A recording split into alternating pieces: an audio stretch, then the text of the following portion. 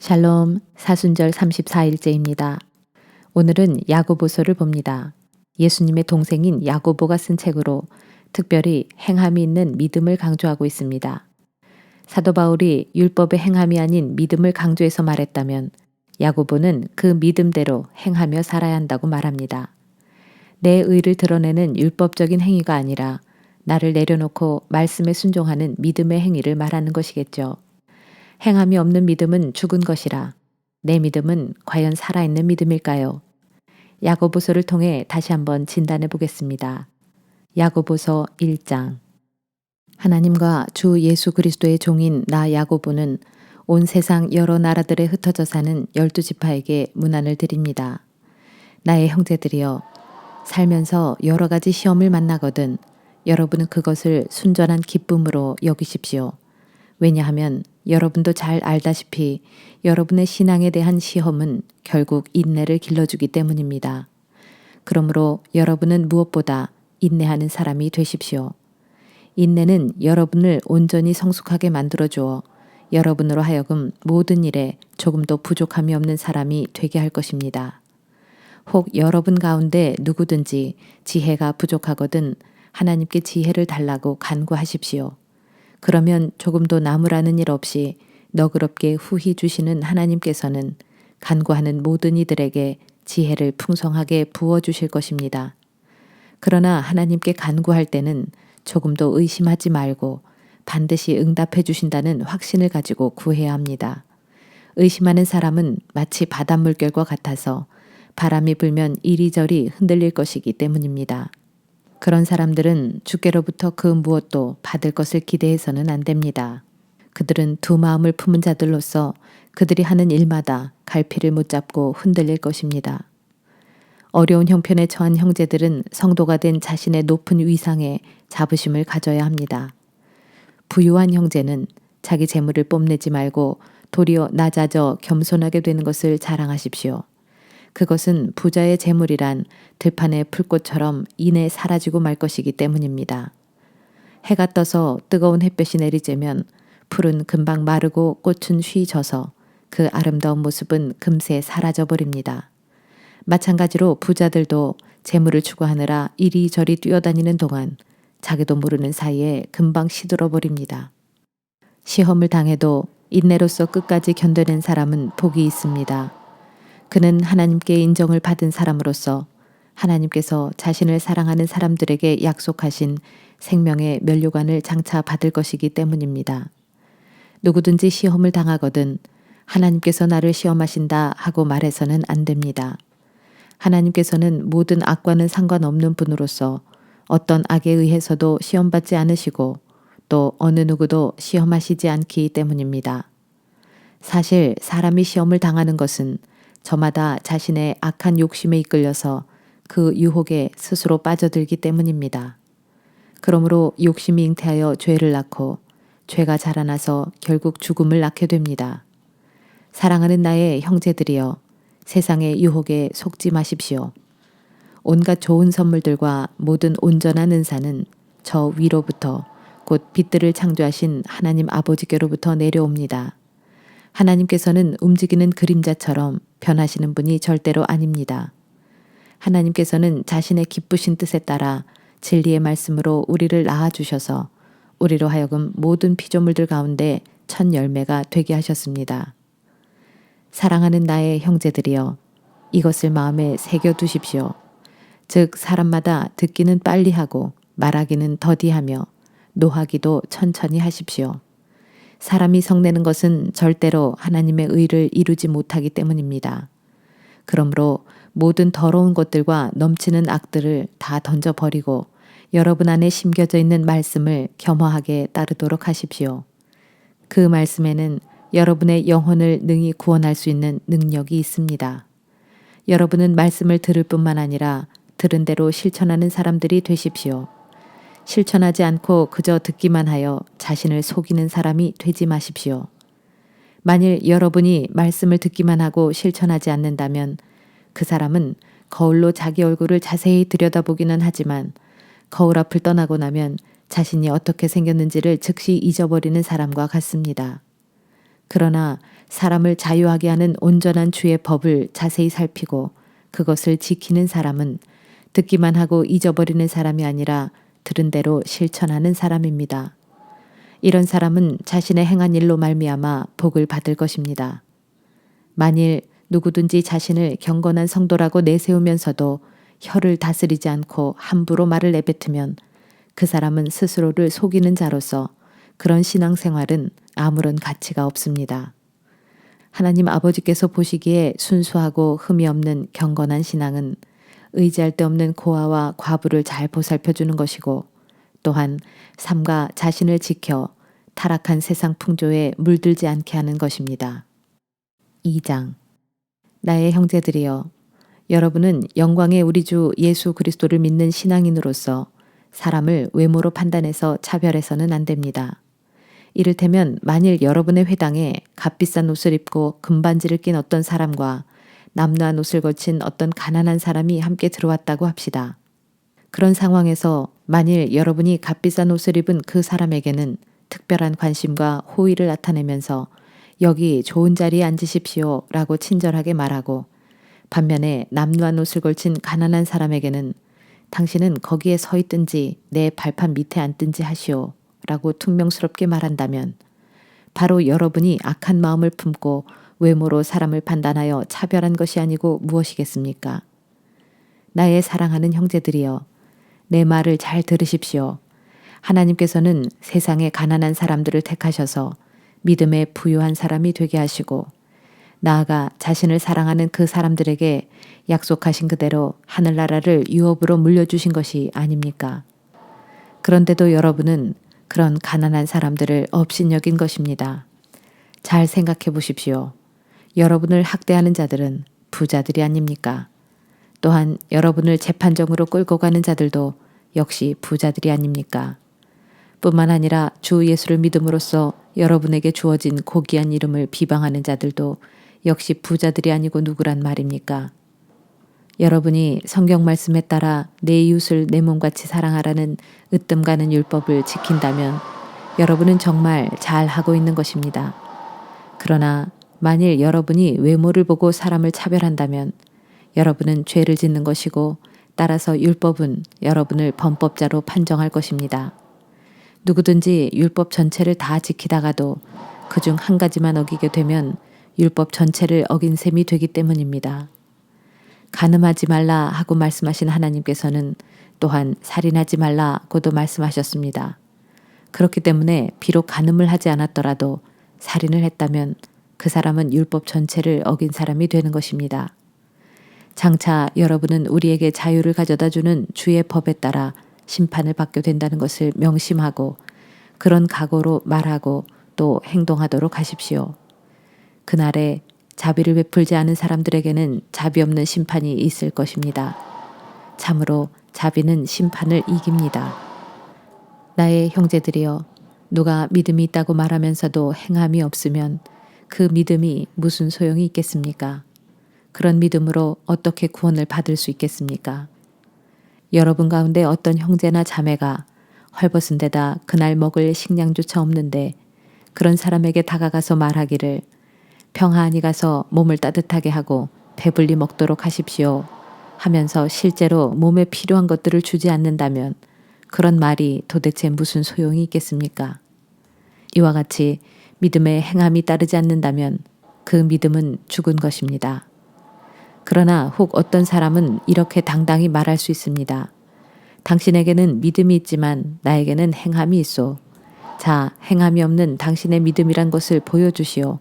그러면 나는 행함으로 나의 믿음을 당신에게 보여주겠소. 여러분은 하나님께서 한 분이심을 믿습니다. 좋습니다. 그런데 귀신들도 그렇게 믿고 두려워 떱니다. 아, 참으로 어리석은 사람이여 행함이 없는 믿음은 정녕 아무 소용이 없다는 것을 모르십니까? 우리 조상 아브라함을 보십시오. 그는 하나님의 말씀에 순종하여 자기 외아들 이삭을 제단에 바치는 행함으로 말미암아 의롭다고 인정받지 않았습니까? 여러분이 보는 대로 아브라함의 믿음에는 행함이 따랐으며 그런 행함으로 인해 아브라함의 믿음이 온전하게 된 것입니다.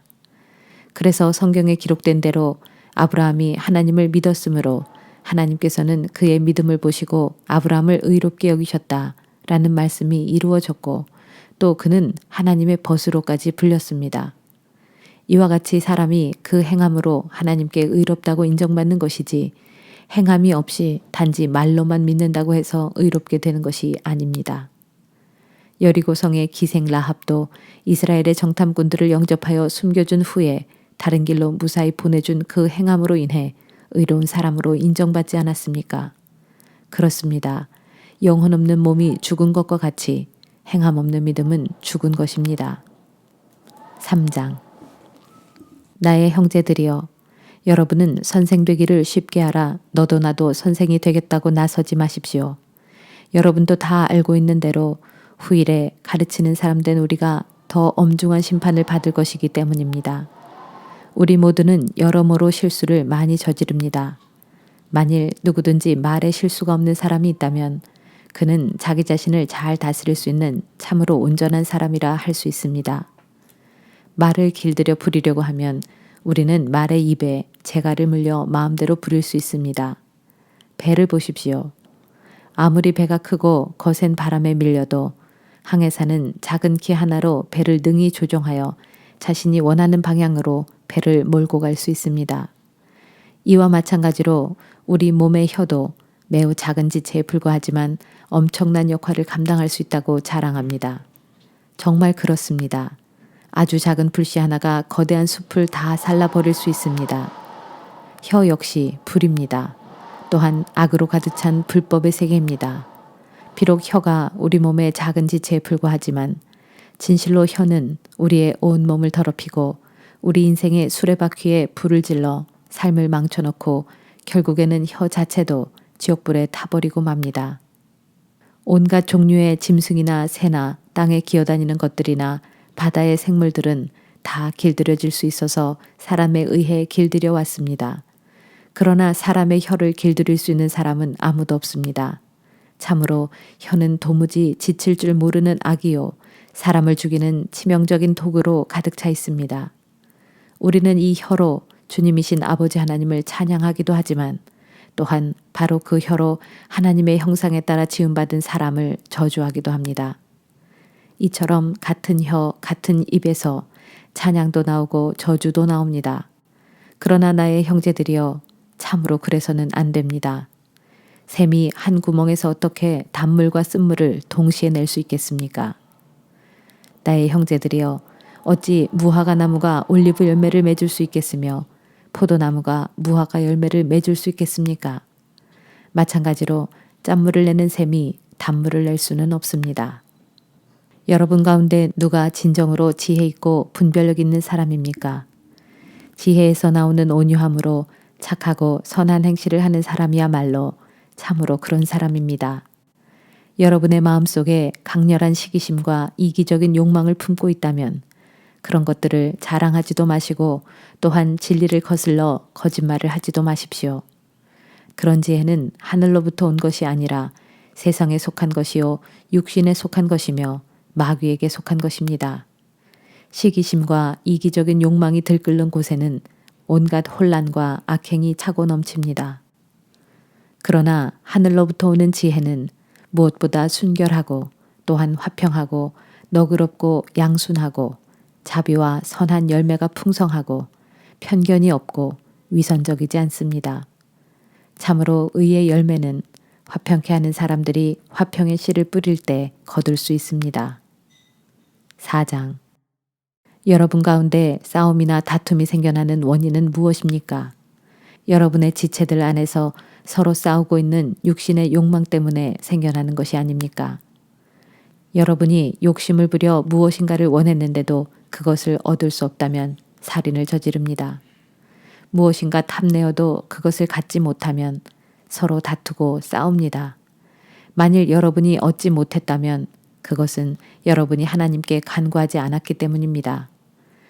만일 여러분이 하나님께 간구했는데도 얻지 못했다면 그것은 여러분이 자신의 육신적인 쾌락을 누리는 데 쓰려고 잘못된 동기에서 구했기 때문입니다.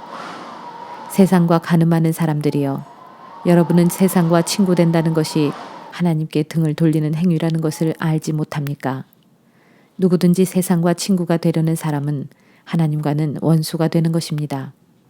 정말로 여러분은 하나님께서 우리 속에 살게 하신 성령님은 우리를 질투하시기까지 사모하신다 라는 성경 말씀을 하찮은 말로 생각하십니까? 또한 하나님께서는 우리에게 더 큰 은혜를 베풀어 주십니다. 즉 성경에 기록되기를 하나님께서는 교만한 자들을 물리치시고 겸손한 자들에게는 은혜를 베푸신다 라고 했습니다. 그러므로 하나님께 복종하고 마귀에게 대항하십시오. 그리하면 마귀가 여러분을 피해 도망칠 것입니다. 하나님을 가까이 하십시오. 그러면 하나님께서도 여러분을 가까이 하실 것입니다. 죄인들이여, 죄악에서 떠나 손을 씻으십시오. 두 마음을 품은 자들이여, 여러분의 마음을 정결하게 하십시오. 나의 형제들이여, 슬퍼하고 탄식하며 통곡하십시오. 여러분의 웃음을 통곡으로, 여러분의 기쁨을 근심으로 바꾸십시오. 주님 앞에서 자신을 낮추십시오. 그러면 주님께서 여러분을 높여주실 것입니다. 형제들이여, 서로 비방하지 마십시오. 형제를 비방하거나 판단하는 사람은 곧 율법을 비방하고 율법을 판단하는 사람입니다. 여러분이 율법을 판단하면 여러분은 율법을 행하는 사람이 아니라 감히 율법을 심판하는 사람이 되는 것입니다. 율법을 만드신 분과 심판하시는 분은 오직 한 분뿐이신데 그분만이 사람을 구원하실 수도 있고 멸망시키실 수도 있습니다. 그러할진대 여러분이 도대체 무슨 권리로 자기 이웃을 심판한다는 말입니까? 혹 오늘이나 내일 어느 도시로 가서 1년쯤 거기서 자리 잡고 살면서 장사를 하여 한 미천 크게 잡아보자 하고 마음속에 계획하는 이들이여. 내 말을 잘 들으십시오. 여러분이 어찌 내일 일어날 일을 알 수 있단 말입니까? 여러분의 생명이 무엇입니까? 사실 여러분의 생명은 잠깐 나타났다가 어느새 사라져버리는 안개일 뿐입니다. 그러므로 여러분은 도리어 주님께서 허락하시면 내가 사는 날 동안에 이런저런 일을 할 것이다 라고 말해야 마땅합니다. 그런데도 지금 여러분은 우쭐대면서 헛된 자랑을 늘어놓고 있으니 그런 자랑은 다 악한 것입니다. 그러므로 누구든지 마땅히 해야 할 선한 일이 무엇인지 알면서도 그 선한 일을 행하지 않으면 그 사람은 죄를 짓고 있는 것입니다. 5장 부자들이여 잘 들으십시오. 여러분은 조만간 닥쳐올 고난을 생각하고 슬퍼하며 통곡하십시오. 여러분의 재물은 썩었고 여러분의 옷들은 좀이 먹었습니다. 여러분이 소유한 금과 은혜는 녹이 쓸었으므로 그 녹은 장차 여러분이 당할 고발에서 불리한 증거로 작용하여 불과 같이 여러분의 살을 삼켜버릴 것입니다. 여러분은 세상의 마지막 때에도 여러분의 창고에 재물을 가득 쌓아두었습니다. 보십시오. 여러분이 여러분의 밭에서 일한 일꾼들에게 지불해주지 않은 품삯이 여러분을 고발하여 크게 소리치고 있고 또한 여러분에게 품삯을 받지 못한 추수꾼들의 부르짖는 소리가 전능하신 주님의 귀에까지 들렸습니다. 여러분은 이 땅에서 온갖 쾌락과 사치를 누리며 살았고 심지어 도살당할 심판의 날에도 여러분 스스로를 살찌웠습니다.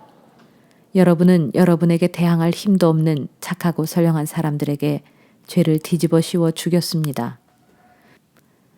그러므로 형제들이여 주께서 다시 오시는 날까지 오래 참고 견디십시오. 보십시오. 농부는 귀중한 곡식들을 거둘 때까지 인내심을 가지고 가을비와 봄비를 오래 참고 기다립니다. 그러니 여러분도 마음을 굳건히 하여 모쪼록 오래 참고 기다리십시오. 주께서 다시 오실 날이 머지 않았습니다. 형제들이여 주님께 심판을 받지 않으려거든 서로 원망하지 마십시오. 보십시오. 심판자가 이미 문 앞까지 와 계십니다. 형제들이여 고난에 직면하거든 일찍이 주님의 이름으로 예언한 예언자들을 고난과 인내의 본보기로 삼도록 하십시오. 여러분도 알다시피 우리는 끝까지 참고 견딘 사람을 복되다고 말합니다. 여러분은 욥의 인내를 잘 알 것입니다. 욥이 어떻게 고난을 참고 견뎠으며 결국 그가 주님께 어떠한 복을 받았는지를 들어서 알고 있을 것입니다. 참으로 주님께서는 한없는 자비와 많은 동정심을 가진 분이십니다. 나의 형제들이여, 여러분은 무엇보다도 함부로 맹세하지 마십시오. 하늘이나 땅이나 그 밖에 어떤 것들을 두고도 맹세하지 마십시오. 여러분은 단지 예할 것은 예라고 말하고 아니요 할 것은 아니요라고만 말하십시오. 그렇게 하지 않고 함부로 맹세를 했다가는 그 맹세로 인해 주님의 심판을 면치 못할 것입니다.